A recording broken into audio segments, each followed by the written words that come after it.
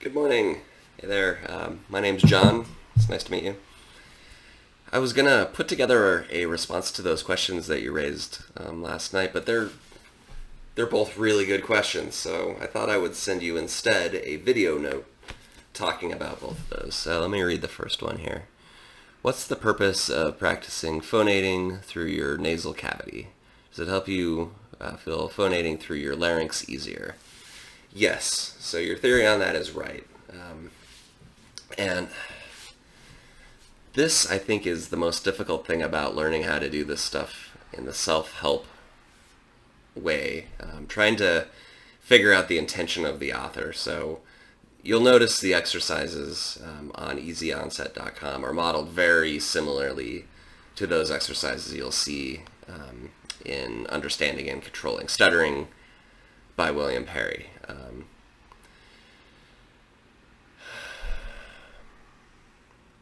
And after practicing this program for a long time, what I've learned is that it's easy to get caught up on the technique of phonating through your nasal cavities without getting caught up, or without paying attention, I guess, to the end goal. So I'm glad that you brought that up. So I do these exercises every day, and there's kind of a series that you work your way through. On the site right now, I just finished doing advanced exercises. So when I do advanced exercises, I spend about 5 minutes on phonation with articulation, and then about 10 minutes on phonation with transfer. And then I do some other stuff to kind of close things out. Actually, the last step is resonant speech, which is really the same thing, but you're shortening the duration that you're spending sliding out these words. So if that kind of gives you a context of what it looks like in the big picture, it's like phonation in your nasal cavity is like this part, phonation with transfer is like this much, and then resonant speech is really the end goal, and it's about that much. So when it comes to easy onset, when I first learned how to do this, it was at a normal speech therapy with a speech pathologist, all that good stuff. I was 12 years old and spent a couple years learning how to do this. And what I've kind of noticed is the similarities between that style of fluency technique and what William Perry is advocating in his book. I'm planning on revising the beginner stuff a little bit to roll in some easy onset concepts, because I think that they're really important to know about. So when I first learned easy onset, my speech pathologist taught me to pay attention to the vibration that occurs in the lips.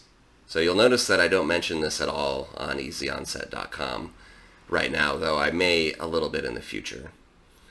And so just kind of bear with me, because I've got something I'm kind of driving towards with this. So if you were to say the word buzz using easy onset, the old school way that I learned like 30 years ago, it would be buzz. And then as you get better at it, you would kind of shorten it. Buzz, buzz, buzz. And so that works to an extent. And the problem is that it kind of gets at the speech production part through the vibration in your lips. It doesn't directly address it.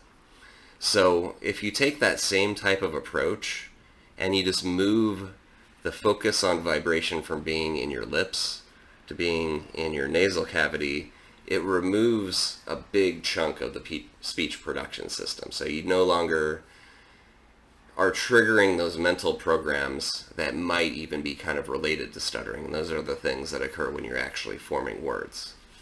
So if we were to say the word buzz again, but say it and phonate it through the nasal cavity, it would be, and bear with me, I haven't done a whole lot of this, so we'll see how this goes.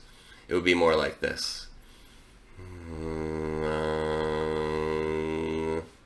Now the really interesting thing is that you can toggle between vibration in your lips and vibration in your nasal cavity. And by toggling between those two, I have a theory that it might make it a little bit easier to get a sense of the purpose behind the nasal cavity part. So I'm going to try that here. So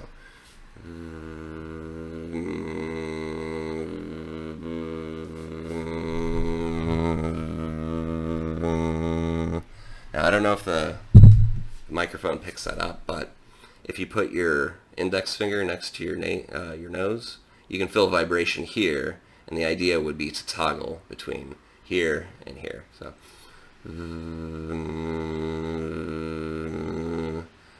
then the last part of this program really is the transfer piece, so transferring that vibration so that it's occurring, in a general sense up here in the nasal cavity down to your larynx. And that occurs kind of like up here somewhere.